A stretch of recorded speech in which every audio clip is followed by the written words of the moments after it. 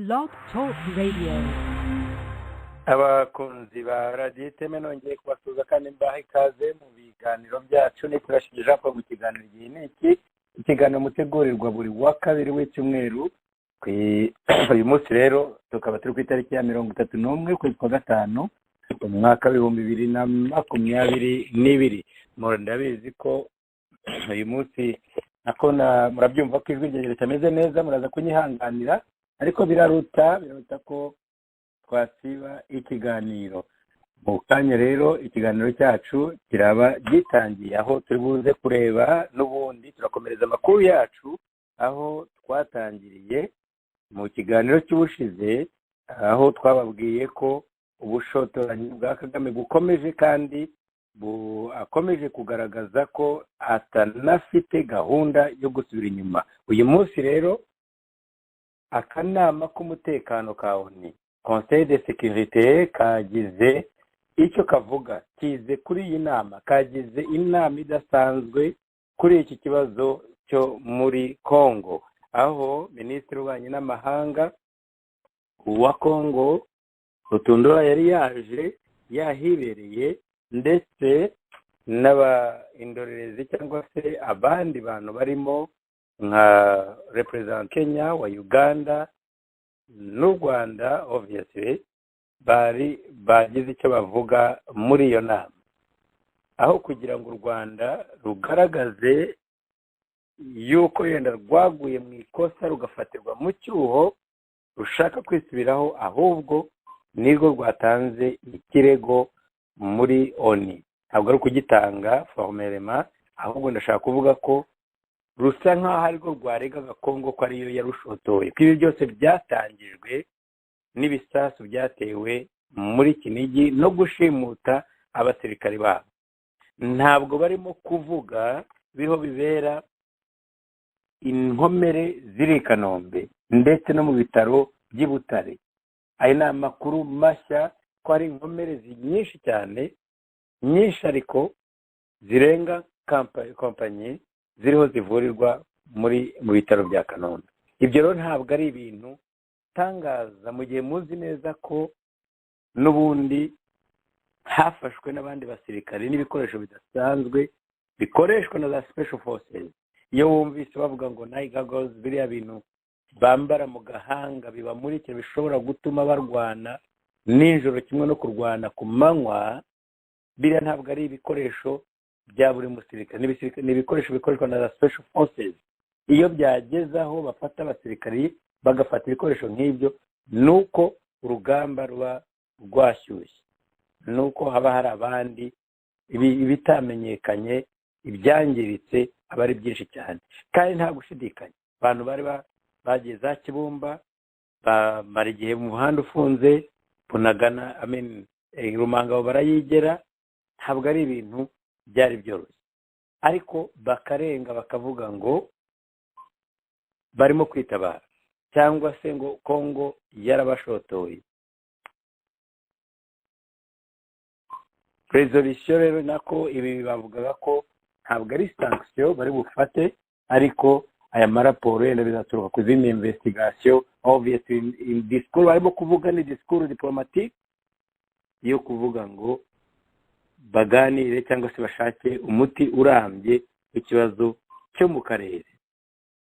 Ikintu gusa utakurikiye kariya kanama ka ONU, icyo wakuramo ni kimwe, ntukeneye kujya kumara yenda amasaha abiri wumva amadisikuru ya buri muntu wese. Icyo bavuze barekomanda ni ukugira ngo iriya processus ya Kenya, iriya initiative ya Kenyatta bayikurikize. Ureba ko twayitinzeho cyane mu biganiro byacu, bayikurikize. Mu byibuke ko ariyo Kagame atashatse kuba involved, niyo atashatse kugiramo uruhare, ahubwo yohereza biruta kubera amanyanga, kubera amaguru. Cyakora niba hari ikintu Kagame yize muri iyi minsi ishize, niba hari ikintu abonye atarazi, yamenye ko biriya bintu yari yarakoze byo guhungeta ba Kabila ntabwo kuri Tshisekedi ntibikoye. Umwana w'umunyaburayi umubwira icyo atekereza ufite urukundo rw'igihugu cye cya Kongo, ntabwo rero yaterabwoba rya Kagame ntacyo rimubwiye, ahubwo kuri we aravuga ati kana n'agahu gatoya,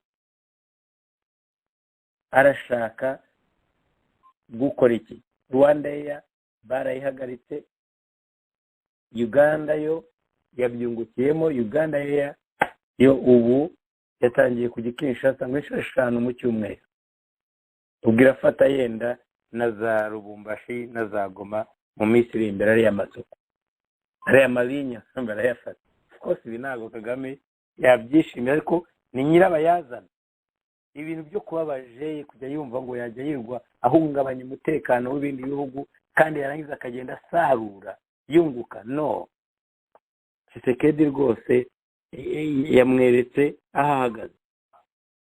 Muri iki kiganiro rero muraza kumva batayo komando 211 ya 111 yageze Igoma umunsi w'ejo bundi, aho bagiye gukora rapport kuzira ngabo zirwanya RDF no kugira ngo baprotege cyangwa se bakingire babacunge umutekano w'igihugu mu gihe abayobozi b'i Burayi bagiye kuzindukira muri Kongo mu cyumweru gitaha. Haraza umwami w'Ububiligi ndetse na papa ahagana n'igihe coga bizabera i Kigali mu Rwanda. Abanyarwanda, abanyarwandakazi, ibi byo ndaza kubibumvisha, ariko Kagame natisubiraho araza guhura na kaga. Andi makuru mashyashya agaragaza ko urugamba Kagame ashaka gukomeza kurwana, barimo baratumiza. Aya ni amakuru mwumvise ahangaha kuri radiyo Iteme, ntabwo zikora ahandi bari bayatangaza kandi nyafitiye gihamya. Nuko Kigali yatangiye gushaka abademobe.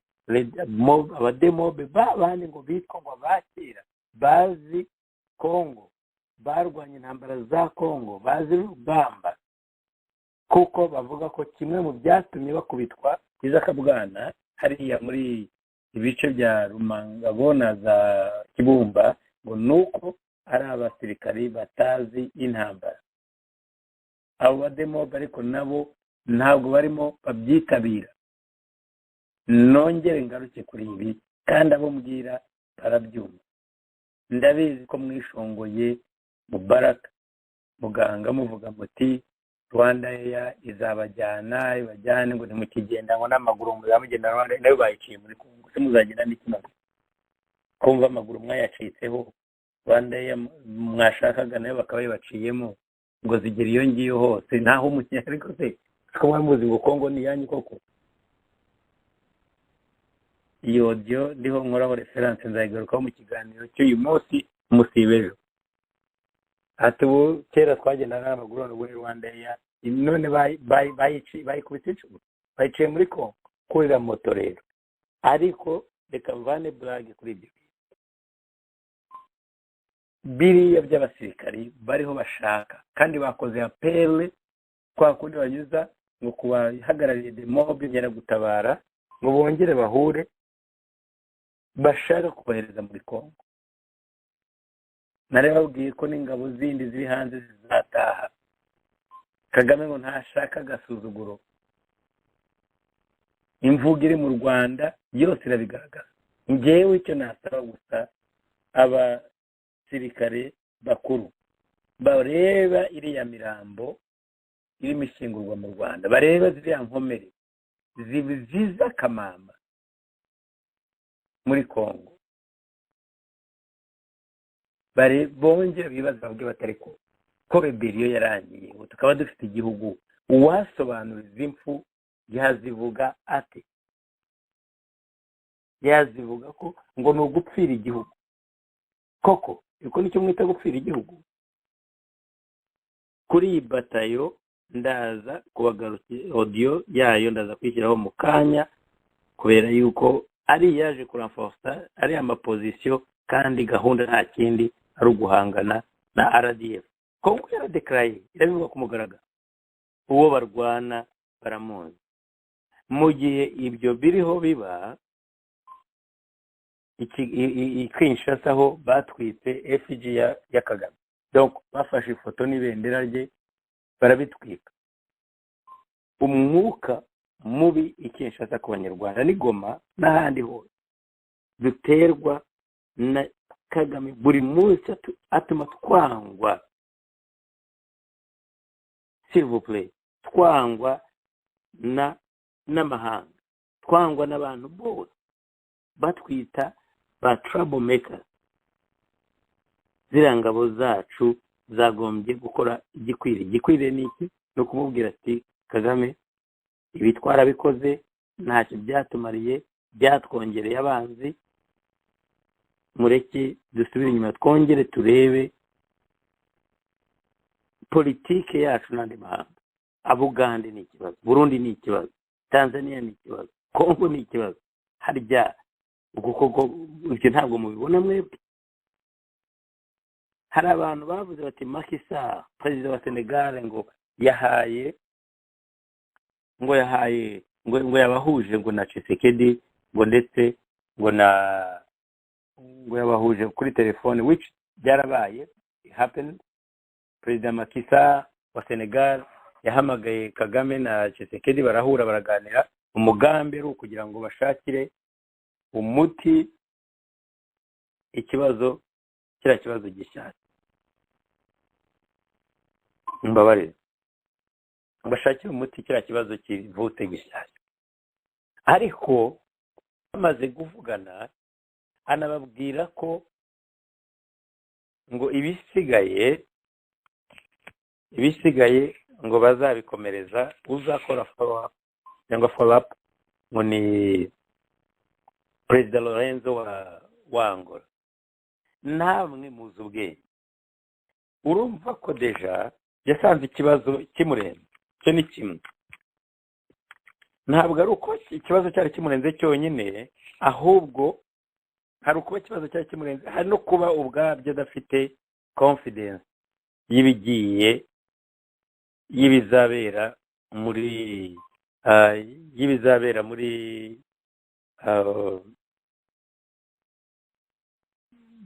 bizava muri ibyo biganiro. Kubera baraganiriye, yes, afite obligation kuba nk'umukuru wa chairman wa African Union, aravuze ati abaperezida babiri bafitanye ibibazo, reka mbahuze ndebe ko hari ikintu niyerurutse nkore bese nkarabire nikureho uyu musaraba, atazajya kuvuga ati wakoze iki.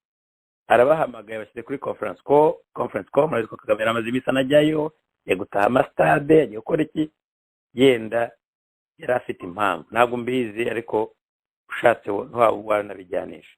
Icyo rekane kugitinda cyamujyanaga yuko twarabivuze mu bindi biganiro. Hanyuma arabahamagaye, barangije ati ibisigaye ngiye kubohereza kwa Lorenzo ariwe muzaganira. Byaba se bite ko yaba afite confidence ko ibyo biganiro bizavamo ikintu, none hakababwira ati mujye kuganira na Lorenzo? Reka da, yaba afite confidence ko mu biganiro bagiranye hari ikintu kirimo kivamo, yari kuvuga ati okay, thank you, tuzongera duhure mu cyumweru gitaha, nzongera mba telefone cyangwa se mu byumweru bibiri. No, ntacyo bavanyemo, ni tension, ni biriya bya Kagame kugira abaje yafata, ni Kongo yanteye, nikwiye kwisobanura, undi nawe ati no, ibyo dufite imenyetso. Macky Sall aravuga ati Lorenzo niwe uzakora follow up, kubera ko exactement nta cyizere bafite muri bya biganiro. Uyu munsi amakuru angezeho mbere yuko dutangira ikiganiro cyacu nuko Perezida Tshisekedi yagiriye uruzinduko muri Angola rwihuse rw'umunsi umwe, ariko ari wenyine, yenda na Kagame aramutumaho, ariko niba azajyayo mva ntabwo mbihamya. Kubera ihe mpamvu, mubyibuke yuko Lorenzo niwe wari ushinzwe, niwe wari ufite inshingano zo guhuza Kagame na Perezida Museveni ku kibazo cy'umupaka, imipaka yafunzwe ya Uganda. Icyo muzi ko ntacyo batakoze, bagiye ku mupaka barahuye muri Angola barifotoje Tshisekedi yari ahari umupaka ntiwigeze ufungurwa kandi mu byo babasaba baravuga ati mufungure imipaka ibyabaye. Ikindi cya kabiri mu byibuke ko Lawrence ari wabahuzaga ubwo bavugaga ngo bararega ngo Uganda ifasha abarwanya ubutegetsi bla bla bla bla. Uganda ikerekana abantu b'intasi zaje muri Uganda bakabyemeza evidence berekana muri Angola. Ibyo byose Lawrence niwe wabyibonaga niwe wabyakiraga ndetse n'intumwa ze zikajya muri i Rwanda n'ahandi kubera ibyo bareproshaga Kagame. Ntabwo Lawrence ikibazo ari umushyitsi ariko ntabwo nawe ayobewe nyirabayazana uwo ari we. Ni ibikwereka nyine uburyo Kagame we ari habi cyane kandi abanyafurika arimo ubu ngubu barimo bavuga ko ari bo UN avuga ati initiative ya Kenyatta niyo initiative tugomba kurikira. Africa niyo ikavuga ati Lorenzo bakabisubiza aho ngaho nyine hariya byaturutse. Biriya ni byiza cyane kuri twebwe ku banyarwanda bana barwanya ubutegetsi kubera ko ni igihe ko Kagame amenyekana akamenywa n'amahanga isi yose ikamwota. Abanyafurika baba perezida bari baramugize akamana bakamwota. Tshisekedi akoze ikintu cy'ikigabo cyane cya kigabo cyane bamwote cyane cyane ubwo abandi bose banga gufata bariya bimukira bagiye kwishakira ubuzima mu bindi bihugu byo hanze kuko nawe yagiye kushaka Bugande bamushimu babasubiza mu Rwanda ntiyabishaka gusubiza mu Rwanda ariko we baravuga ngo abanyafurika bagiye muri Uganda nako muri za Libya ngo bari muri Libya bajyaga muri Greece bajyaga hehe ati mubanzanira ahangaha akabarya amafaranga yayandi ngo nayo kubatunga. Ibyo bigatuma abo bantu bari bafite icyizere cy'imibereho hanze gipfa. Abagiye Burayi muri UK abo nibo nabo mu minsi iri imbere ngo ashaka kuzana abo bose barava mu bihugu bya Afurika benshi. Murashaka kumbwira ko abo perezida ba Afurika ibyo batabifasheho note bumva ko badiringa n'umuntu cyangwa badiringa n'umuntu w'igisambo ufite inda nini ushaka gukora ibintu bye ku giti cye bitandukanye n'iby'abandi bidashingiye ku burenganzira bwa muntu none yongeye yihoye muri Kongo. Minisitiri w'ububanyi n'amahanga muri bo naravuze ati imyaka 28 ibi bibazo biva ahantu hamwe buri gihe. Iki yavugaga kirumvikana nubwo atavuze izina. Imyaka 28 ndi bimaze ku butegetsi. Ni igihe cyose Kagame aze ku butegetsi. Ibi rero Kagame ntabyo yari yigeze yumva. Ntiyigeze abyumva i Bugande, ntiyigeze abyumva muri Kenya bica Basendashonga n'abandi izindi n'abandi bose bajya gukora operation hariya. Ntiyigeze abyumva i Burundi cyakora baragerageje ariko Tshisekedi yise imbwa mu mazina yawe kandi birimo birabarya birabarya cyane kandi birakwiriye. Nta kintu Kagame yakora ubu bagarura izina rye. N'ubu jewe ntabwo mfite gushidikanya yuko igituma urugamba rutarambikana hagati ya Kongo n'u Rwanda ni ukubera na Kagame ashaka kubuyinga time arimo aragerageza kugira ngo iriya cogamo ibanze ijye ku ruhande. Niyo avi yanjye ntawambwiye ayo makuru niko mbitekereza. Birutubuga arivugira ati dutegereje abaperezida 40 ahangaha preparation zigeze kure imyiteguro igeze kure. Nta gushidikanya ko kiri ari ikintu gikomeye badashaka kuvanga ariko ukuntu ari ibihone nta bwenge bagira barangije barumva Kongo iritegura papa bo baratangira gukora operation mu gice papa zasura bose bo bazi gute ko Kongo yo ishobora guha agaciro ibya cogamo. Bibabwiye iki niba nabo mutabwiye ko nta kintu bibabwiye ko ashobora kwagiye kwakira papa n'umwami w'ubiri abashyitsi bo mu rwego rwo hejuru. Niba mwebwe mudaha agaciro uruzinduko rwa papa mu Kongo ni gute umbwira ngo kongo yo yaha agaciro ibyo byo kubakangisha ngo cyogamo ukajya kwifilitira kongo muri icyo gihe yumenya ubwenge ntabwo wari kujyamo ubu nacoka misanze insekirite izakomeza naho bayifunga mbabarire nayo bayifunga basanze hari ikibazo cya insekirite aho za Kinigisa siho bari barubatse ayo mahoteli simvuga ko bayifunga ariko ndatekereza ko ariyo mpamvu Kagame n'ubu ngubu bakiri muri findisi kubera yuko babizi neza ko baramutse rwambikanye ubu ibyacogamo biba birangiye ariko kumbwira ngo byasubira uko byari bimeze ibyo ndabidawutinga mbere yuko ngaruka kuri byende bya Muhozi ndabigarukaho nyuma hari amawodiyo mfikanya avuga kuri situation yo muri Kongo ariko mbere yuko za gukina aya mawodiyo mu kiganiro hagati ndaba ndi kumwe na Tabita Gwiza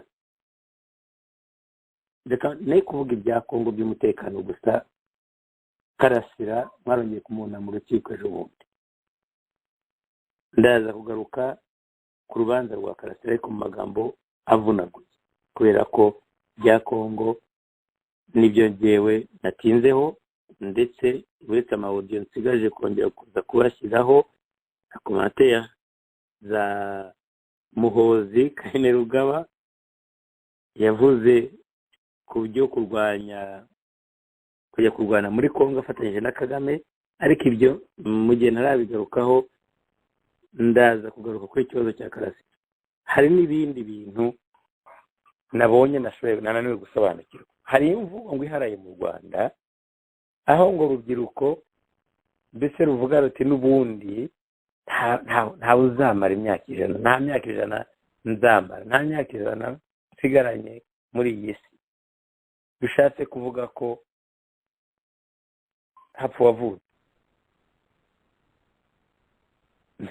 none leta y'u Rwanda ribu ngo ibyo byabaye icyaha ubwo ni ukuvuga ngo bazajya bavuga ibyo ngibyo bazajya bamufunga ngo ni imvugo y'ibyihere iki gihugu cyacu murashaka kumbwira ngo gifite igaruriro ngo umuntu uzajya uvuga ngo nta myaka ijana mfite nta myaka ijana tevupure ngo ibyo ngo ni imvugo y'ibyihere ushobora kwemera ko Thierry Murangira yafashe time akajya kuri mikoro akajya kuvuga kuri ibyo bintu imvugo y'ibyihe mbese bikwiriye ibihano reka banze numve ko Tabita ahari muri studio mbere yo kubanza kugaruka kuri ikibazo cya Kongo Tabita niba unyumva Tabita Gwiza ntabwo uri umushyitsi turi buvuge byinshi byo kuguha ikaze ndashaka kumenya ko mikoro yawe imeze neza nongeye kuguha ikaze muri iki kiganiro kigiye n'iki nyuma y'igihe kinini niba unyumva tubuza abadukurikiye gusa kugira ngo numve ko mikoro imeze neza ubwo duze gukomeza ikiganiro mu kanya murakoze Jean Paul ndagushuhuje nizere ko unyumva n'abakunzi bacu ba radiyo Iteme ndabashuhuje cyane murakoze rero mu kanya katarambiranye ikiganiro cyacu twagitangira ku mahaudio ajyanye n'icya kibazo cyo muri Kongo naho mu kanya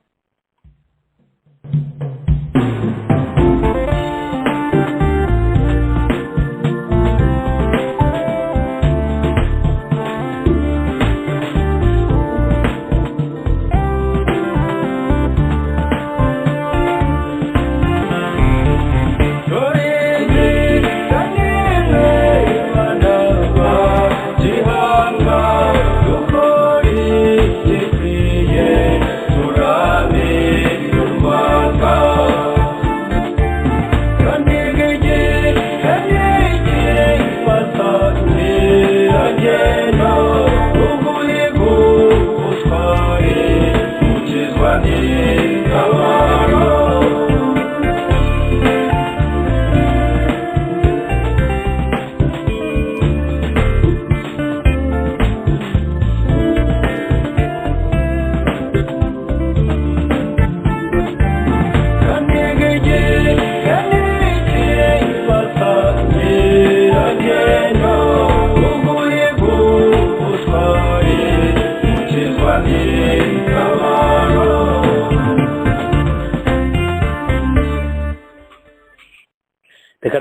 ikaze mu kiganiro cyanyu igihe ni iki, abadukurikiye igihe ni iki munyarwanda uri hose, igihe ni iki kuri mwebwe murimo mukoreshwa mabi muri iki gihe. Nibaza ko cyari igihe cyo kugira ngo musubize ubwenge ku gihe, murebe mukora igikwiye nk'uko Ben abivuga muri iyi ndirimbo. Reka rero ntangirire kuri audio ya Batayo Komando, nshobora kutayivuga yose, yaje igoma kuri iki kibazo cya Kongo. Ahangaha utagira yenda ngo ibi turimo ni propaganda gusa, ngo mwumve ubwo bari muri briefing bamaze kugera mu job. FARDC Generali Mbala Musisi Celestin alitembelea Jumapili mjini Goma kikosi cha makomando wa batalieni ya 211 waliotoka Lubumbashi ili kuwashikilia wenzao askari huku. Katika hotuba yake, Generali Musisi alivikumbusha vitengo hivi kuhusu mission kuu mbili zinazowangoja: kulinda uadilifu wa Kongo, pia raia na mali yao. Mkuu wa majeshi alichukua pia fursa hiyo kwa kuwapa moyo askari. Generali Mbala Musisi azungumza hapa kwa lugha ya Lingala katika sehemu hii iliyochaguliwa na Denise Lukeso.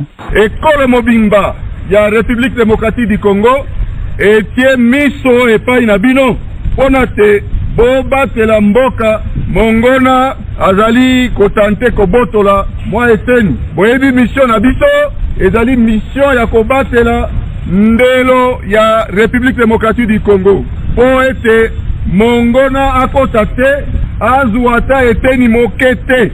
Mission ya mibale ya makasi ezali ya kobatela pe population na biso na biloko na bango pe kosalisa gouvernement na biso pona développement. Abengi bino po boya kosalisa mosala ya baoyo babandaki awa pote population na biso ya Nord Kivu na ya Ituri eza kobundisama na M23 na ADF banguna ya mboka na biso. Tokokende bipai biso ona kobenga na monguna ekondo. Utulivu umerejeshwa tangu wikendi hii katika maeneo ya mapigano mitaani ya Ruchuru na Nyiragongo. Waasi wa M23 waliokuwa Kibumba mtaani Nyiragongo pamoja na wale waliokuwa eneo la Kanombe mtaani Ruchuru wote walirudi nyuma kuelekea mpaka wa Rwanda au katika mbuga, vyadokeza vyanzo vyetu. Kwa hivyo barabara ya taifa nambari 2 imekuwa wazi pa Kibumba. Bernard Nyangi. Punde baada ya kuondoka kwa waasi wa M23 bila mapambano toka vijiji vyote vya eneo la Kibumba mtani Nyiragongo kati ya usiku wa 8 na mapambazuko jana Jumapili, doria 2 za jeshi la taifa zilidhibiti upya eneo hili, na hayo yalipelekea barabara ifunguliwe upya sehemu ya Kibumba kisha siku karibuni 5 ya kufungwa, kama ushuhudia hapa Luteni Kanali Guillaume Njike, msemaji wa msako soko la pili. Adui aliyetoka Rwanda alishambulia ngome zetu hapa na punde akafunga barabara ya taifa eneo hili. Leo jeshi lafungua upya barabara sehemu hii. Kuna vikosi viwili vya doria, moja iliyoondoka Goma ikiongozwa na Jamadari Chikoshi Ntambwe na nyingine toka Ruchuru chini ya uongozi wa Jamadari Peter Chirimwami, kamanda msako soko la pili walioendesha kazi hii. Kwa mujibu wa shirika la raia la mtaa Nyiragongo, kiisha jeshi kudhibiti upya vijiji vyote vya eneo la Kibumba, raia wamoja wamerejea toka uhamishoni. Kadhalika mtani Ruchuru, raia waliokimbia mapambano yale toka Rugari na Kisigari walianza rejea makwao weekend hii. Asante kwako Bernardin. Kuna tofauti ya maoni tangu mwishoni mwa wiki iliyopita kati ya jeshi la Kongo na jeshi la Rwanda. Ni kuhusu wanajeshi wawili wa Rwanda waliokamatwa Jumamosi iliyopita katika mtaa wa Ruchuru. Katika taarifa yake rasmi Jumamosi jioni, msemaji wa gavana wa Kivu Kaskazini anabainisha kuwa wahusika hawa wamekamatwa huko Biruma, kilomita 40 kaskazini mwa Goma mtaani Ruchuru. Generali Sylvain Ekenge anawasilisha ukweli huu kama ushahidi mwingine wa kuhusika kwa Rwanda katika mashambulizi ya M23. Masemi yake yalichukuliwa na wapasha habari wa ofisi ya liwali. Après le matériel militaire récupéré, kisha kuonesha vifaa vya kijeshi vilivyodhibitiwa na jeshi Parunda kando ya Kibumba, tumeonyesha rasmi hivi sasa waskari jeshi hawa wawili wa jeshi la Rwanda kisha kufyegwa na jeshi Parumangabo. Waskari hawa walishikwa siku ya 6 na wakazi kijijini Biruma, na walikuwa wakivaa sare zao za jeshi la Rwanda. Walikuwa pia na silaha za aina lance rocket RPG-7 na silaha nyepesi AK-36. Mmoja anaitwa Caporal Nkundabagenzi na anakuwa na Caporal Minoir Gadi. Huyu Caporal Nkundabagenzi ana vyeti viwili vya kumtambulisha. Moja ni ya uzalendo wa Rwanda na nyingine yaonesha kama alitumika katika vikosi vya Umoja wa Mataifa nchini Sudan Kusini. Il a également fait partie de la mission des Nations Unies au Sud-Soudan. Kwa upande wake jeshi la Rwanda katika taarifa yake iliyotolewa tangu Jumamosi kwenye vyombo vya habari lilithibitisha kuwa askari wale wawili ni wa Rwanda. Hata hivyo RDF ilisema kuwa ilikuwa tarehe 23 Mei ambapo FRDC iliwakamata wakati wa shambulio la doria ya RDF kwenye mpaka wa Rwanda. RDF inadai kuachiliwa mara moja kwa wanajeshi hao wawili.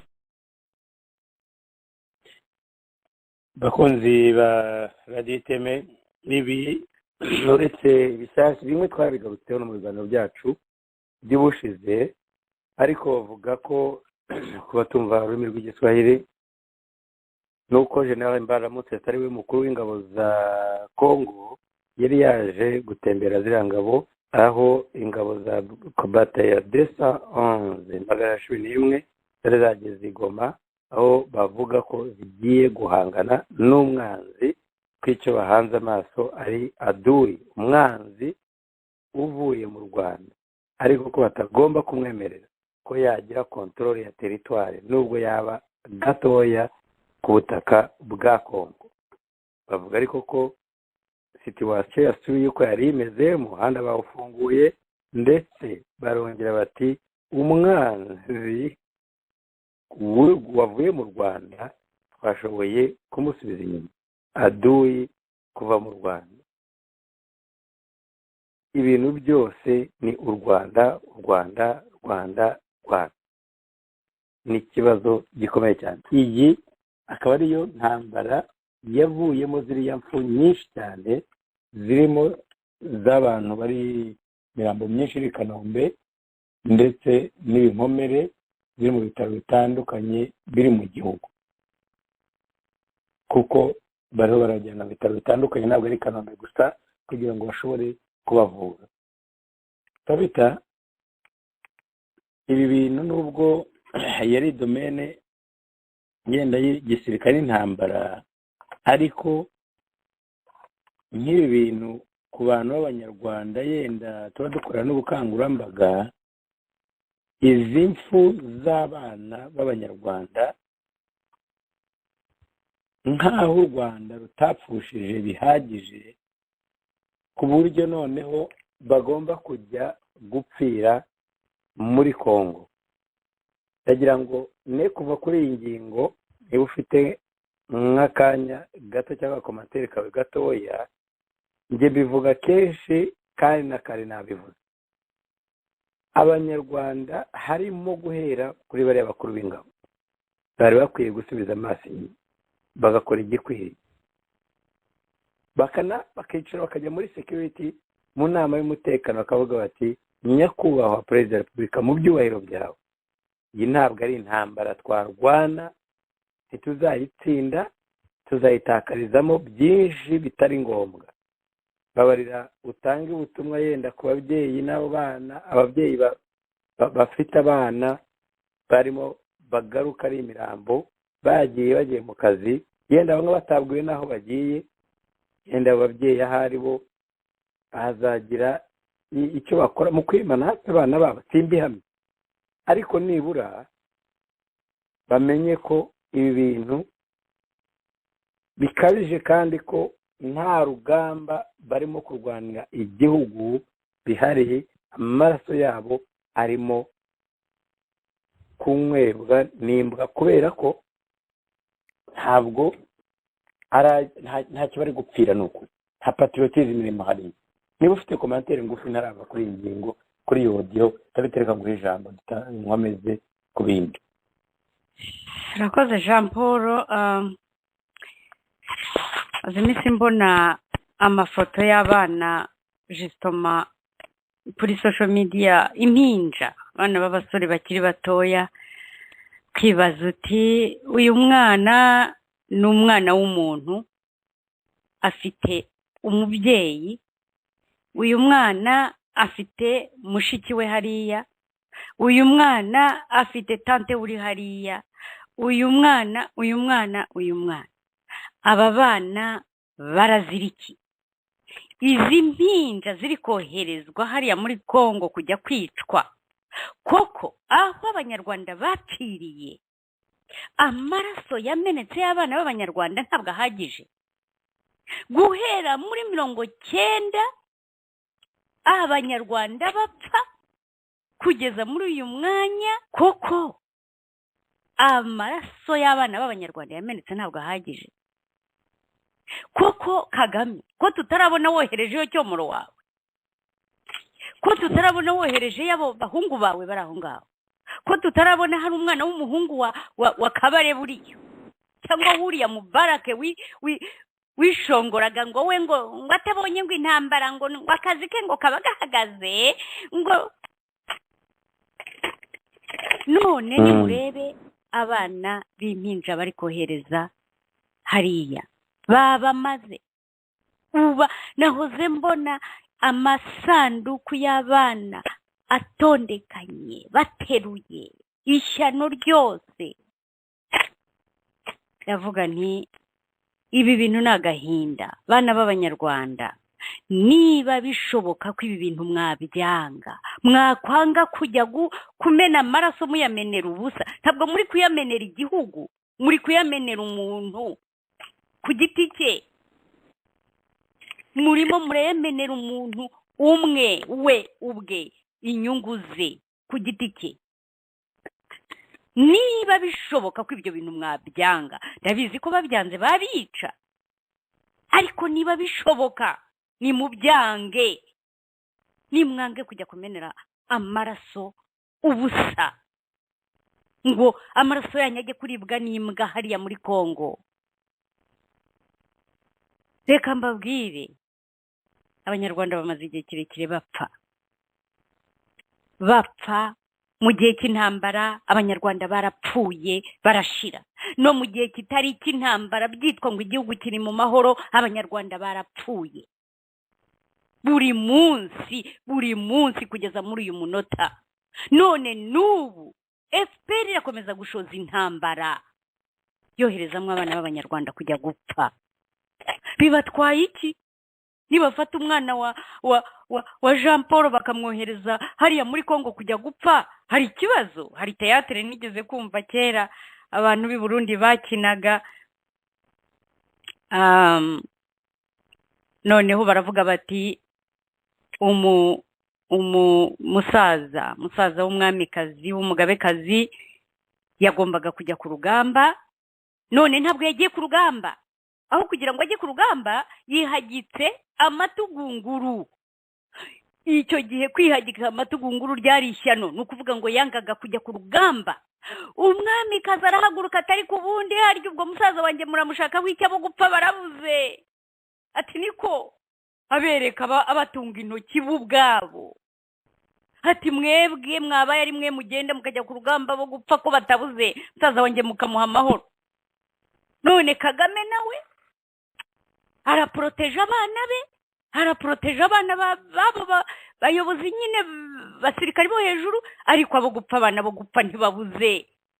Abana bakana kuriya ntibabuze, nibagende bose bajye gupfa bashire. Ariko rwose Kagame aho mwiciye abana b'abanyarwanda, mwahaye abana b'abanyarwanda amahoro, ko amaraso yabo yamenetse ari menshi, ko amaraso yabo nuba kiri ku butaka ataka avuza induru. Bana b'abanyarwanda, niba mubishoboye kwanga kujya kuri urwo rugamba, kujya kumena amaraso y'ubusa, ni mubyange niba bishoboka.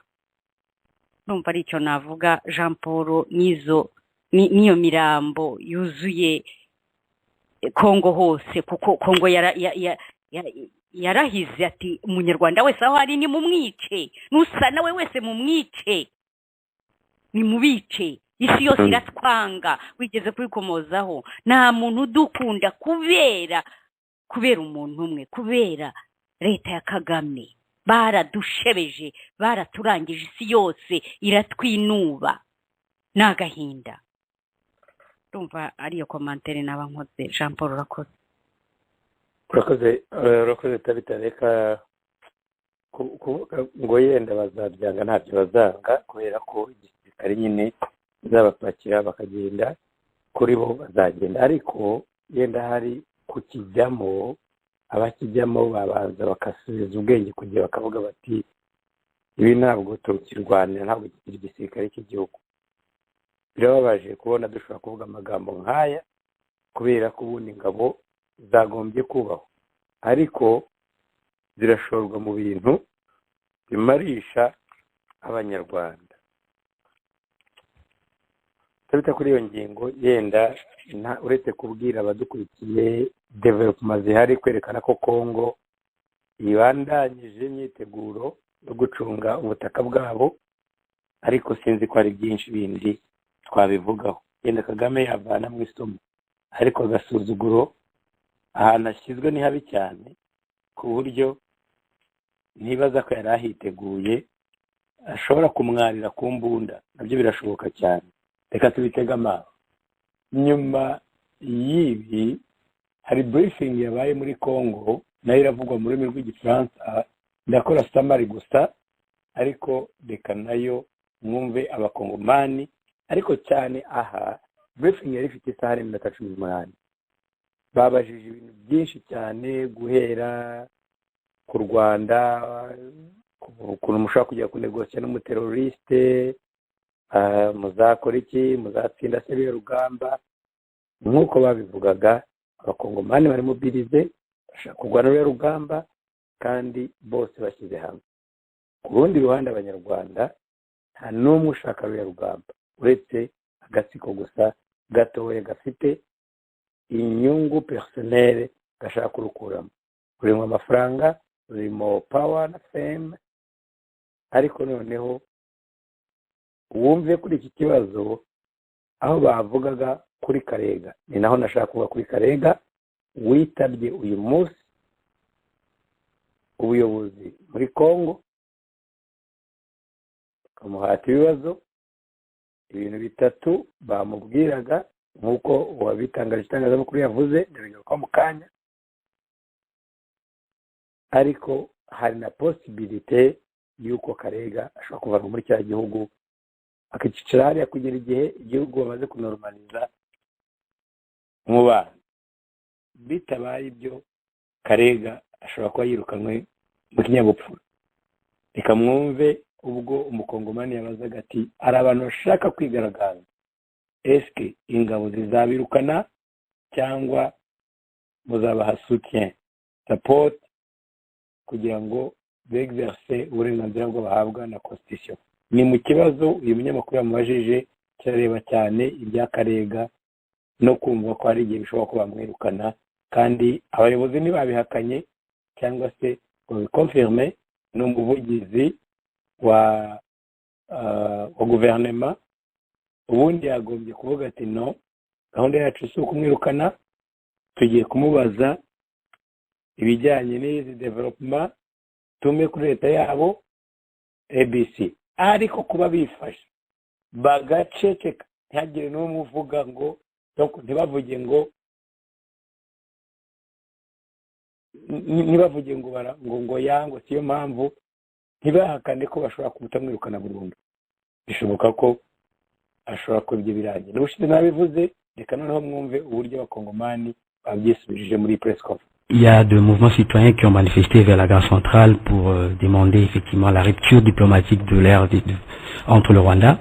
Et le mercredi, ils ont promis d'aller aussi faire un sitting devant l'ambassade du Rwanda. Est-ce qu'ils ont le soutien du gouvernement ou ils seront dispersés comme d'habitude? Pour le porte-parole militaire, est-ce qu'on peut avoir des détails? Aujourd'hui, il y a eu 15 morts et 2 véhicules brûlés sur la route de Boulongo, territoire de Béni. Il se peut que c'est l'œuvre de EDF et je profite pour poser une sous-question Où en sommes-nous sur la mutualisation des forces, sur la traque de EDF? Je n'entends pas très bien. Où sommes-nous avec? Mutualisation des forces avec UPDF sur la traque de EDF. Sur la traque de UPDF encore? Non, EDF. EDF, ok. Oui. Dernière question. L'M23 a replié, mais il n'a pas déposé les armes. Est-ce que le FARDC va continuer à attendre que le M23 attaque pour répliquer ou ils vont continuer à traquer l'M23? Merci. Merci. Alors, sur votre question, comme vous l'avez remarqué, je n'ai pas coutume à répondre sur des questions d'ordre, je dirais cette fois, politicien purement, parce que je suis porte-parole du gouvernement justement pour parler de ce que nous faisons et des solutions que nous apportons aux problèmes immenses qui sont pour la plupart hérités, mais que nous assumons du fait de la continuité de l'État. Mais vous savez, je veux paraphraser le président Kabila, qui a dit un jour que si ce que vous allez dire ne vaut pas plus que votre silence, il vaut mieux ne pas le dire. Est-ce que c'est la réponse ou c'est les conseils que le parti que vous citez devrait suivre? Parce qu'il ne faudrait pas malheureusement se mettre en marge d'une dynamique collective, d'une mobilisation jamais vue qui s'est fait derrière le président de la République parce que la patrie est menacée, parce que, je vous ai dit, ce n'est pas nécessaire de ressasser les passés. Je pense qu'un silence aurait été la meilleure attitude, à défaut de soutenir clairement ceux qui trouvent et qui essaient de trouver des solutions aux problèmes. Je ne dirai pas, je ne ferai pas plus de commentaires. Alors, la mobilisation s'est faite et nous apprécions beaucoup à Kinshasa, à Goma, de manière spontanée et bientôt dans d'autres villes du pays. C'est des manifestations que nous soutenons évidemment, que nous encadrons parce que nous, comme gouvernement, nous comprenons la colère de nos populations. Parce que justement, nous avons toujours les ressentis de ce passé d'un voisin qui ne pense pas être en paix avec vous, chez lui, sans venir nous déranger dans notre quiétude. Et aujourd'hui, il est de notre devoir, comme gouvernement, d'encadrer cette frustration populaire, parce que ça concourt à apporter non seulement le soutien aux forces armées, mais à nous soutenir aussi dans les efforts que nous faisons, sur tout le plan d'ailleurs, pour arriver à régler les problèmes. Alors, nous sommes le gouvernement, nous avons la direction, nous avons les diagnostics. Aujourd'hui, beaucoup des compatriotes demandent une rupture des relations diplomatiques avec le Rwanda, l'expulsion de l'ambassadeur. Je dois vous dire qu'à ce stade, toutes les hypothèses sont à table. Toutes les hypothèses sont à table, mais nous, de par la stratégie pacifiste du président Tshisekedi, il ne faut pas oublier que l'année dernière, c'est lui qui était le médiateur en chef de l'Union africaine. Et donc, on ne peut pas, quelle que soit la nature de la crise aujourd'hui, fermer les portes aux possibilités de discussions. Parce que quoi qu'il en soit, même s'il y a affrontement, même s'il y a guerre, nous finirons par arriver à dialoguer. Et donc, l'idée ici pour nous, c'est de dire, on va le convoquer, le s'initier. Il y a des mécanismes qui vont se mettre en place au niveau de l'Union africaine, au niveau de la CIRGL. On aura encore des discussions, mais il faut faire preuve de bonne foi pour nous permettre d'avancer. Si l'idée, c'est de ne pas avancer, si l'agenda, c'est un agenda belliqueux, nous n'aurons pas d'autre que de tirer les conséquences de cette attitude-là. Mais malheureusement, les populations rwandaises en pâtiront. Parce qu'il faut dire les choses clairement. Lorsque nous avons normalisé les relations avec le Rwanda, mais les avions rwandais qui viennent ici, qui viennent le plus? Vous avez même vu une publicité qui est faite avec notre échangeur à nous. Ça veut dire qu'aujourd'hui, il faut se mettre à l'évidence et regarder, oublier cette rhétorique belliciste et regarder les biens de nos populations. Vous voulez que je vous donne les statistiques de combien des Rwandais viennent au Congo par jour, par la grande barrière, par Tchangungu à Bukavu? Vous allez voir qu'il y a plus de Rwandais qui viennent ici que des Congolais qui vont là-bas. Et donc, il ne faut pas que ces populations soient victimes des choix qui, de notre avis, ne relèvent plus de cette époque. C'est révolu, les choix des soutiens aux groupes armés, les choix du discours sur les FDLR. Aujourd'hui, le choix, c'est la paix, c'est l'économie, c'est le développement. C'est vers ça que nous voulons aller, parce que c'est ce qui va permettre de donner la prospérité à la région. muramwumvise rero umuvugizi wa guverinoma uri poze usubiza ibibazo nk'uko bikwiriye. kimwe mu byo nashakaga ko twumva cyane twumvira hamwe ni rupture diplomatique abakongomani muri basaba guca umubano n'u Rwanda burundu. ikindi ni ukwirukana ambasaderi wa Kongo u Rwanda muri Kongo. ibyo byose aravuga ati birashoboka, byombi birashoboka. biragusa ngo mwumve ko rwishe yanka rukirimo. ageze aho aravuga ati mwumvise ko baruganije za sitini, wamubazaga amubwira ati se barashyigikiwe, guverinoma ibashyigikiye muri icyo gikorwa cyangwa bazabatatanya? ariko kumva ko bavuga ko uburenganzira bwabo exercer uburenganzira bwabo. uretse ibyo byo kuvuga ko byose bishoboka ari ugucumana no kwirukana Karega, bivugwa na minisitiri wa communication, bamaje n'ibyo gufunga imipaka. yavuze ibyo gufunga ati ibyo nabyo ntabwo ari inzira nziza, ariko navuga ati abanyarwanda bambuka imipaka ya Kongo kuruta uko abakongomani bambuka y'u Rwanda. icyo baduhishe ni iki? icyo batavuze ni iki? kubera inzara, abantu bari muri gereza, ariko bavuze ati twebwe ni twebwe twunguka, nako abanyarwanda ni twebwe tubyungukiramo, banafunze ni twe twahomba kuruta abakongomani, kubera za limite bagiye bashyiraho. abakongomani si benshi, ni ukuvuga ngo niyo posibilite yo bagiye no kumezera bakavuga ati ubundi ninde uhomba, basanga ari u Rwanda, nabwo basavuga ati hariya turashya twarura iki abantu bashaka kutwangiriza igihugu. ndagira ngo nsoreze kuri aka audio kagufi, aho Biruta, ubwo ndavuga ku audio sinshoje none ahanagaruka gatoya ku bindi, ariko ntabwo ikiganiro cyacu gifite umwanya munini cyane. Biruta nawe yagize icyo avuga, yiganye abandi kujya gukora press conference, ariko yabo ni ikinamico nk'uko bisanzwe. bo bagiye gukora ikinamico, ntabwo bagiye gukora press conference. bo bahise bahamagara basamuninga abadiplomate, bya bindi byo niba barabyigishijwe na minisitiri w'ubumwe n'ubwiyunge, bahamagara abadiplomate. ubuse abadiplomate mu Rwanda ibyo muri bafite orientation. reka twumve icyo yavuze.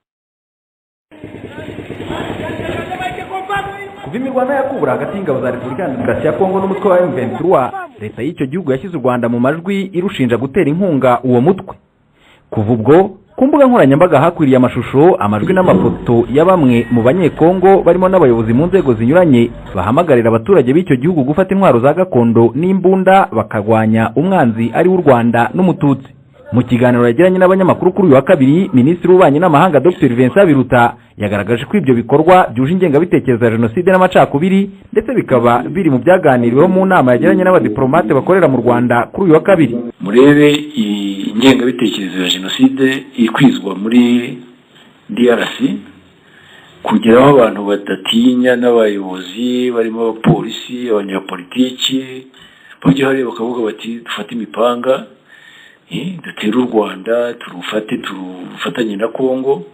ibyo bikaba ari ibintu bivugwa ku mugaragaro, bikajya muri social media, mwarabibonye, ariko twafashemo bimwe tubishyira ahangaha muramukanya turabibereka.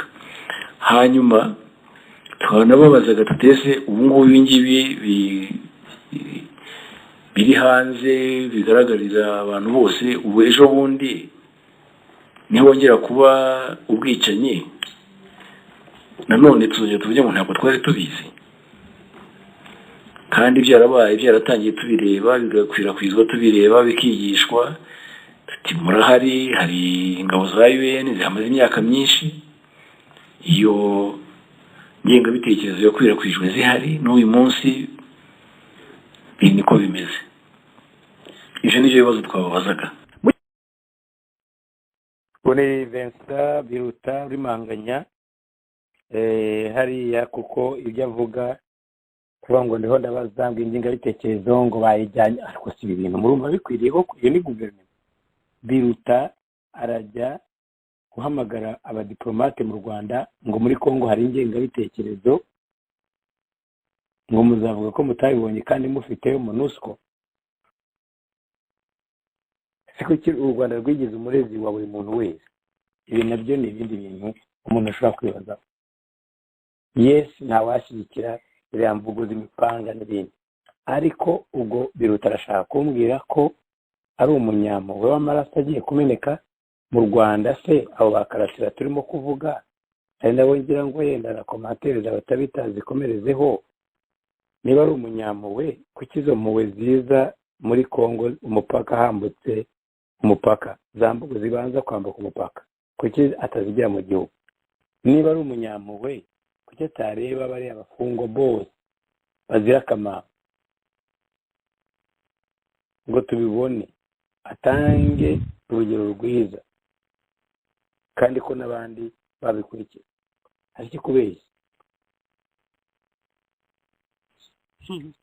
Niba ari umuntu uhangayikishijwe n'ikiremwamuntu yagombye guhuza n'ibyo Mukwege yavuze, ntabwo yamwamagana cyane ikinyoma.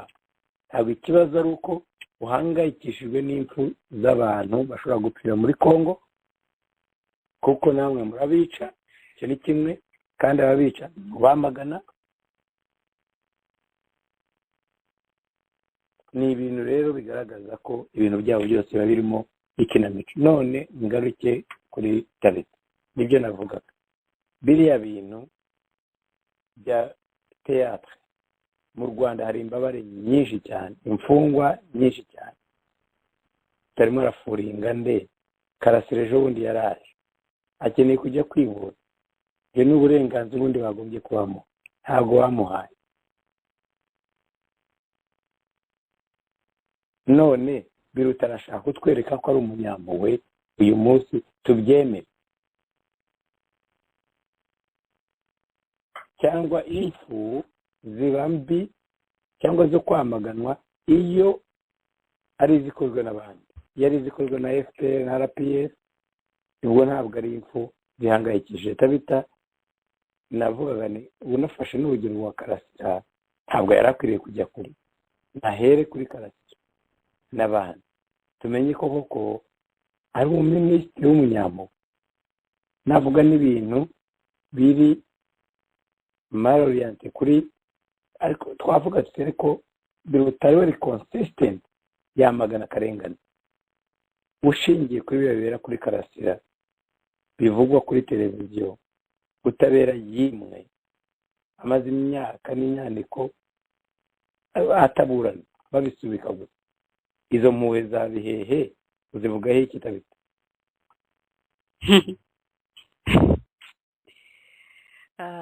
Impuhwe za bihehe kwere, erega banza umuntu wese ugiye kwinjira muri iriya leta cyangwa se kujya gukoramo agomba niba hari n'impuhwe yagiraga, niba hari n'ubumuntu yagiraga muri we, agomba kubwikuramo, ayo maraso akayavoma akayakuramo, akabona akinjira hariya. Ubu se mugani wawe aje gutera impuhwe, nakwe isesemi, ntabwo ari impuhwe. Abanyarwanda mu gihugu bashize barimo baratoragura imirambo muri ruhurura. Iryo jambo nari ryibagiwe, muri ruhurura. Ubu bari kwica abantu bakajugunya muri za ruhurura. Ugize Imana akabona umurambo wuwe, igihugu kimeze nk'ikiri mu ntambara, abanyarwanda babamaze.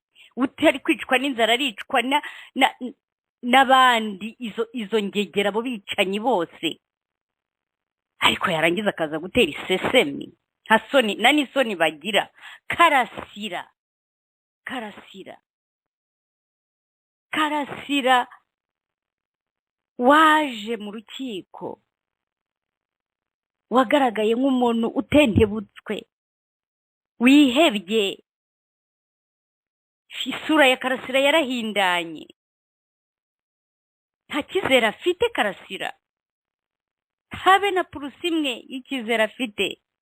Nawe yarabivuze, barabica urubozo, ntabwo ari we wenyine, nuko ari we watoboye akavuga, barica banyurura urubozo. Of course ntabwo ari bose, hari abo bafashe neza. Mperutse kumva witwa Sankara yaje ku gihe ataka ukuntu bafashwe neza, ukuntu abavuga yuko bafashwe nabi babeshya rwose. Ariko nka Karasira araza ati turicwa urubozo, ahantu dufungiye ni mu mwobo, ahantu hatabona. Ati nari nsanzwe mfite indwara diyabete n'agahinda gakabije, depression, atari ko hiyongereyeho n'umugongo kubera ukuntu mfunzwe, kubera aho mfungiwe. Inzara, Karasira afite inzara, ntabwo babagaburira, niyo babagaburiye babaha ibiryo byagaze, nta mazi babaha, barabica urubozo. Karasira n'abagenzi be, kuko aho ari hafungiwemo Cyuma Hassan na Dogiteri Kayumba, barabica urubozo. Ngo kandi noneho baranababwiye ngo Chogam baracyabaretse, cira kari urutega kubera ko Chogam itaraba, ngo umunsi Chogam yarangiye bazabica. Ibyo yabyivugiye.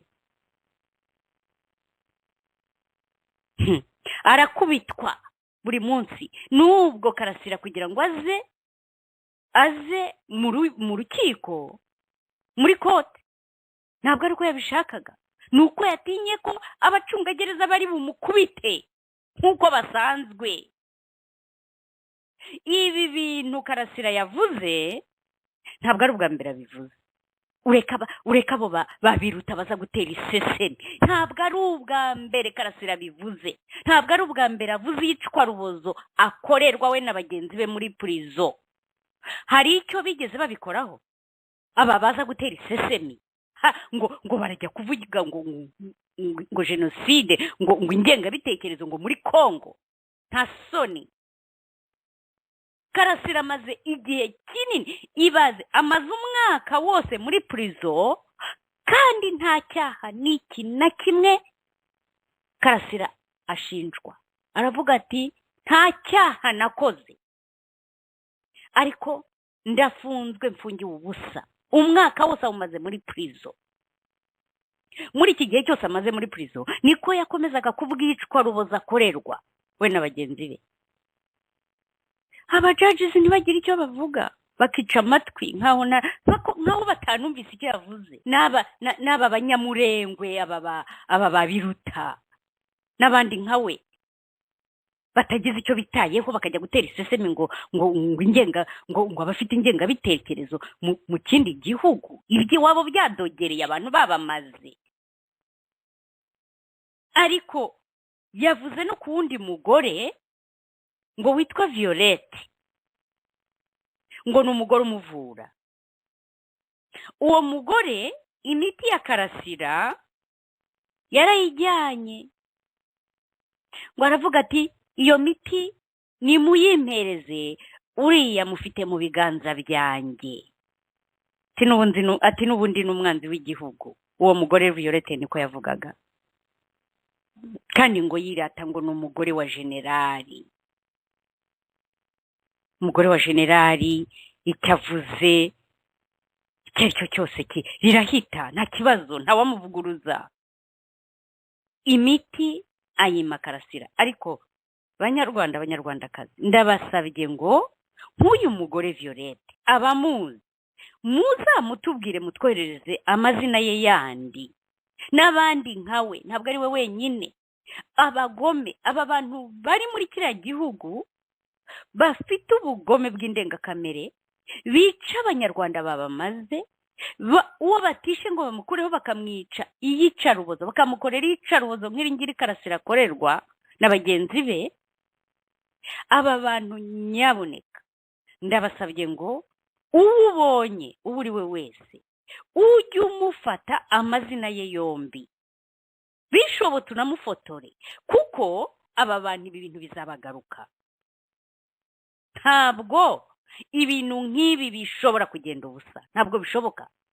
Igihe cyose bizamara, twaba tukiriho, twaba twarapfuye, ariko aba bantu bazakurikiranwa.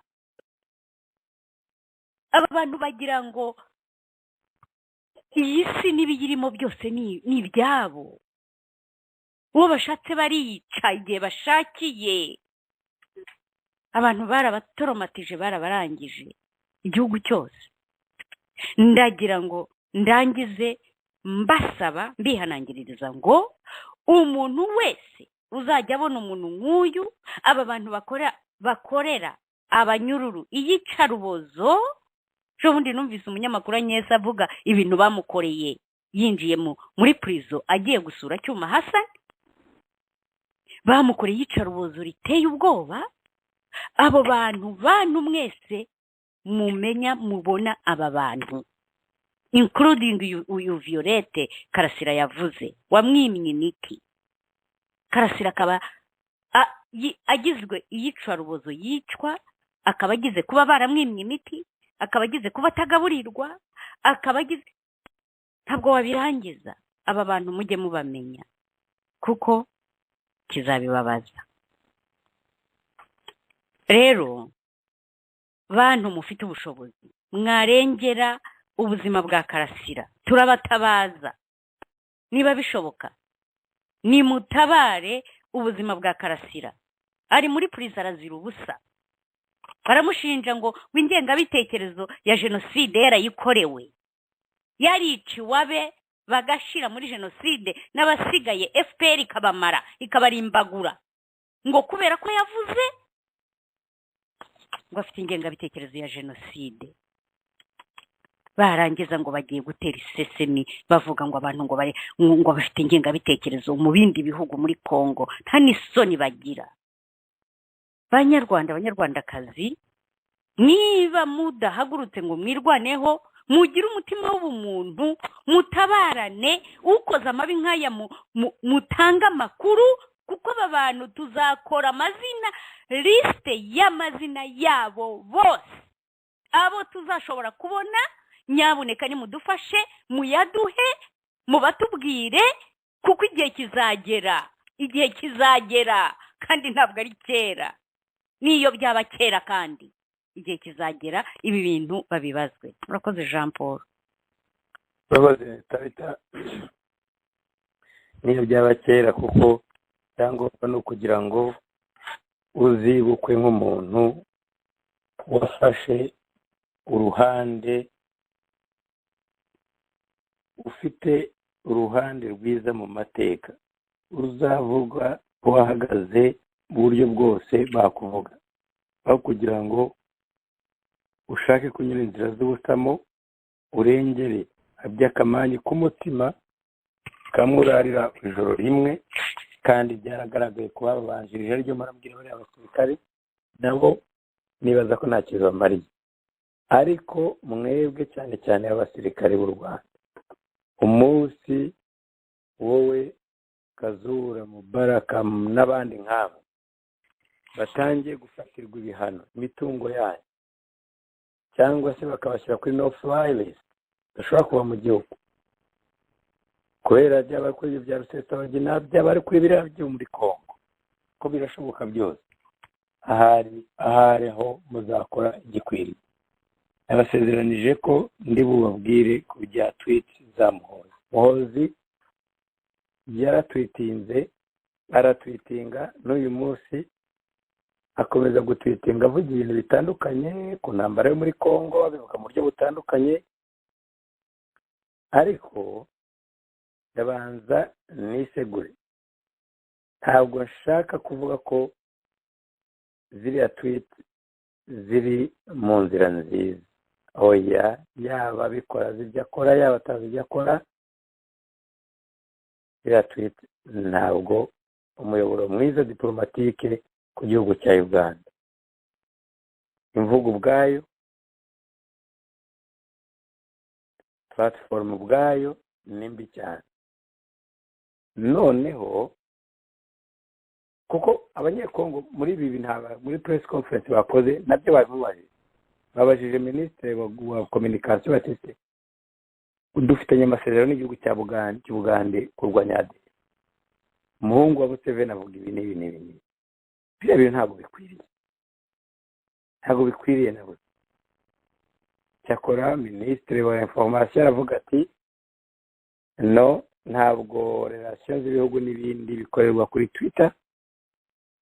Ati kandi nabyo mubyitegereje, ati hari Twitter ziza mu gitondo zivuga ibi, ya saa sita ikazi yikontororiza. Nabyo ni critique ishekeje cyane kandi ikwiriye igaragaza ndetse ko na Muhozi ubwe babana muteka.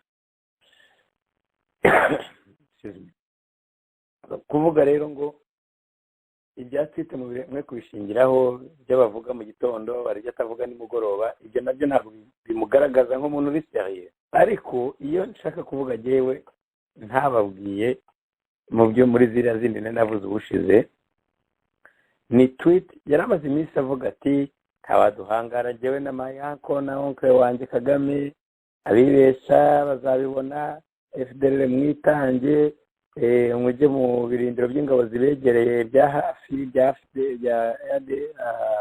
RDF na UPDF. Hashize akanya akora demitur, nako si demitur, akora U-turn, asubira inyuma asa n'ubwiye Kagame ati tweet ubwahira avuga ngo atabakriminere ati hari abakriminere, ati hari abanyabyaha bagira amahirwe atabaho, ati kuko ati Perezida Museveni arantelefone atarambwira ngo sinkoreshere ingabo ze muri operation muri Congo bishingiye ku bintu biri personnel. Nagire mbisubiremo, ati hari abanyabyaha bagiriye amahirwe atagira ukwasa, ati kuko Museveni arantelefone si my father arambwira ati sinshyira ingabo ze muri operation muri Congo, ati sinshyira ingabo ze muri operation personnel hariya muri Congo. Obviously umusazi niwe ushobora kwemera ko ku iyo telefone hagati ya Muhozi na Museveni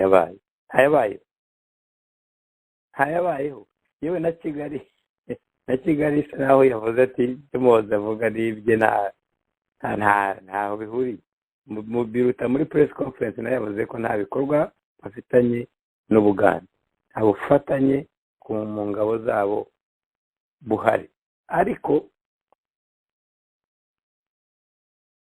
icyo bishatse kubwira ya tweet nyuma y'ibintu byose bavugaga yizeza Kagame ibintu sinzi ko yenda bamwizeraga, ariko nimwe yababwiye ati Kagame Mayanko tumbabarire rwose jewe nashaka kugufasha, niteguye kugufasha ukora ibishoboka byose, ariko pardon papa yambujije, muzehe wanjye yambujije.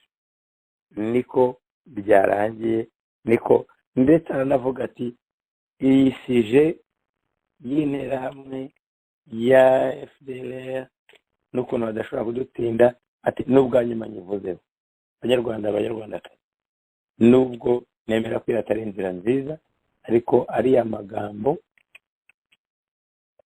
Muhozi yavugaga aragaragaza ko bya byose nawe avuga ibyo atemera, ibyo abwira Kagame nawe ntabwo ababyemera. Reka nongere nshimire abo twari kumwe muri ikiganiro. Musibe ejo bundi tuzaba turi kumwe mu kiganiro uyu munsi ku zindi development zizaba Jean Paul yego tabita hari ikintu wari wavuze utavuzeho ariko cya ribu cya ribu bya ribu by'iminsi ijana umva reka mbikurikireye kuko biriya ntabwo nzi niba ari guverinoma niba ari iy'abatabazi niba ari iyo mu buhungiro ntawamenya reka nzi yenda wowe bikurikira ugira icyo ubivugaho njyewe byanshiyeho kuko yewe nyamara sinkwiriye no kubisuzugura kuko bikwereka ko iriya leta ntabwo nzi ukuntu umuntu yayikarifiye esike nabo bigezera ko bafite leta cyangwa bibona muri adiminisitirasiyo y'ikibina ikimina ni ikibina babandi baguzanya amafaranga bahanahana buri cyumweru ngaho niba ufite icyo ubivugaho bivugeho ariko biriya bintu byo byarandemye umva ngiye ntabyumvise numva biranshekeje cyane noneho naho guseka kumva ngo ariko biranashekeje ubona imvugo ngo y'ibyihebe ngo ariko umuntu w'umudogiteri ngo nka Thierry akajya hariya agafata uyu mwanya akicara ngo rero ngo abantu bose ngo bavuga ngo yuko ngo nta myaka 100 ngo iyo mvugo ngo ni iy'ibyihebe buriya njyewe icyo natekereje Jean Paul nshobora kuba nibeshya natekereje ni iyi ribu aba bantu barashaka gutoragura aba bana b'abajene bose bari mu mujyi bagende barunde mageragere babafunge kuko iyi ni terime yazanywe n'aba abajyanye muri formation militaire bajye kwicirwa Kongo urumva kuko ikindi natekereje ibi bintu uko mbyibuka byigeze byazanywe en fait byatangiwe n'umusore witwa Rocky I think ni umukinnyi w'amafilime cyangwa ni umuririmbyi sinibuka icyo akora uyu musore niwe watangiye kuza azana iyi terime ya nta myaka 100 nta gikwe ibintu nk'ibyo ibyo bintu uko ari bibiri abantu bose rero bariya biyita abasitari mu Rwanda bose iyo mvugo barayifata ariko muri bya bindi byo kujokinga ngo n'ubundi ngo nta myaka 100 reka twirire reka twinywere reka twikorera ibintu nk'ibi ibintu byo kujokinga bariya abana b'abajene so ubwo rero uyu Rocky wazanye ibi akaba yaravuze amagambo akomeye cyane mu rupfu rwa Jay Polly ndimo ndabihuza yavuze amagambo akomeye y'uburakari y'agahinda ubona ko yerekana ko bazi ikishe Jay Polly uburyo yishwe urumva nibajije nti ese yaba ari we basotera bari barabuze aho bahera kugira ngo bamukacire nabyo birashoboka amagiro cyangwa se amanyanga ubugome bw'abari abantu murabuzi barashakisha akantu kose ubwo yenda bararebye bati magambo yavuze ashobora kuba yarakomeje gutekereza ko Jay Polly ari twe twamwishe reka nawe turebe uburyo tumuhisa tube tumubitse ubu se baratwara kuko yarabivuze bikongeza abana bose barabivuga ubwo niba bamutwarane n'uriya mukozi wabo uriya musore witwa Sabe ukora kuri Isimbi TV uriya we nabonye ari afitanye agatoki kamwe na RIB ni igikoresho cyabo rwose biragaragara ubwo rero nawe uri gihe yaba abasore baje kuri shene ye nawe baba babivuga bose hamwe ubwo bose ntibazatware uyu mwana w'umusore wenyine rero aba bantu RIB ikomeje umutwe w'iterabwoba ari wo ntibakavuge ngo ni abandi ni sinzi icyo umuntu yabita ni ibintu biteye agahinda ese aba babuze icyo bakora ese simbizi hari ibintu ureba ukabura icyo wabivugaho ni ukuri ni ibintu biteye ubwoba kwicara dogiteri Thierry uwita dogiteri niba ari na dogiteri simbizi akavuga ngo ni imvugo y'ibyihebe ngo ni icyaha umugani wawe utabisuzugura ibi bintu utasuzugura ababivuga ninde koko ko ari akumiro gusa. Rero ndibaza ko turimo turangiza. Jean Paul niba ukinyumva simbizi. Rero nibyo twashoje. Twashoje ubwo ndagira ngo ndumva komanteri nakora ari ugukomeza abababaye bari mu gihugu bakarasira n'abandi nkawe abari muri prison barimo bicwa bakorerwa iyicarubozo, abari hanze ya prison nabo bari kwicwa urubozo, abamazwe n'inzara, abarimo bicwa baterwa ibyuma bakajugunywa muri za ruhurura, abarimo baraswa ku manywa y'ihangu. Ibintu biri muri kiriya gihugu nagahomamunwa. Nkaba ngira ngo nibutse abanyarwanda ngo nimwirinde ko umuntu agenda wenyine. Ibintu birakomeye mu gihugu. Nimugerageze mugende muri babiri cyangwa murenga babiri, ku buryo niba bashaka kubahohotera bishobotse mwirwaneho. Nyabuneka mwirebera, mwihagarara ngo murebere, kuko muraza gushira nka bwa bushwiriri. Nimuve mu miteto banyarwandakazi. Ibintu birakomeye muri icyo gihugu. Nimutahe kare, niba mubishoboye nimuve hanze mu mihanda kare, kuko barashaka kubica, barashaka kubamarira ku icumu nk'uko babamaze n'ubundi.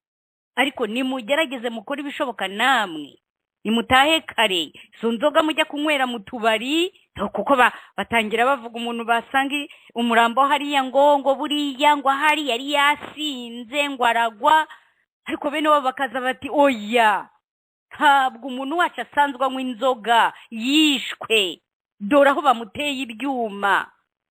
Urumva? Namwe banyarwanda nimureke iyo miteto, nimureke kugenda ngo murajya mu tubari kunywa inzoga. Niba ushaka izo nzoga zigure uzijyane mu nzu iwawe abari uzinywera, mugende habona. Uretse ko niyo habona babarasa anyway.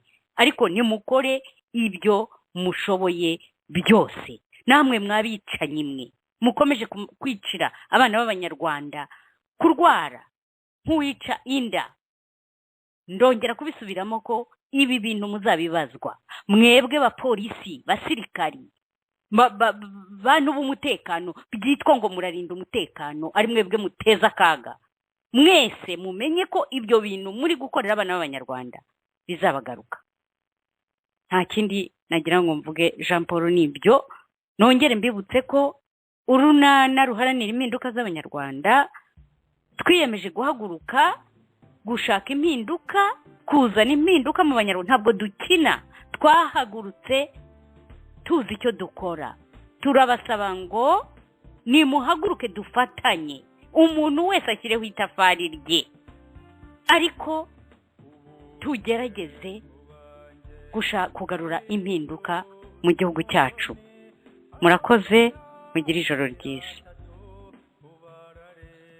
Kuri aya magambo meza tubitareka rero dusorera ikiganiro cyacu. Bakoze cyane. Buri muntu wese, uruhare rwa buri muntu wese rurakenewe kugira ngo ibi byose ari ukwivanga ku bibazo bya Kongo, ari ihohoterwa rikorerwa Umunyarwanda bigire iherezo. Ikiganiro ni igihe n'ikimara kubona gitashimye Jean Paul. Naho ubutaha rero akoze Tabita, twari kumwe mwese singura muri kiganiro.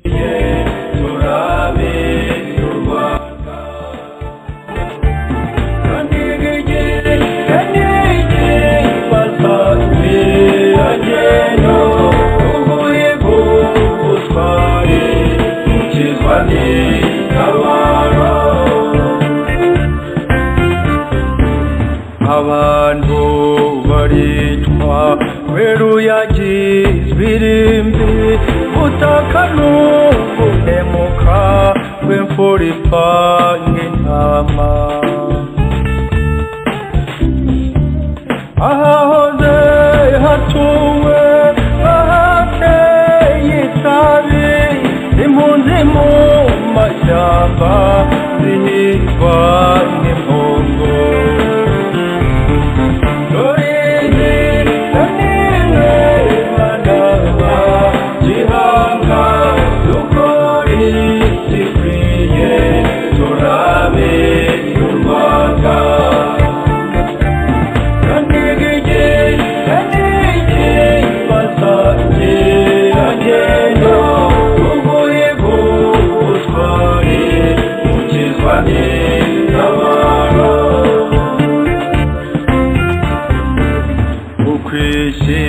rukizana nk'ibikibando mu nzozi abasingiza ingoma nibo bahabwa ijambo rubanda rurarira w'abantu b'ubutaka ab'intego bararira ntibakigire imirimo Dorindi kanimwe banarwa gihanga dukori gikwiye turabe u Rwanda kandi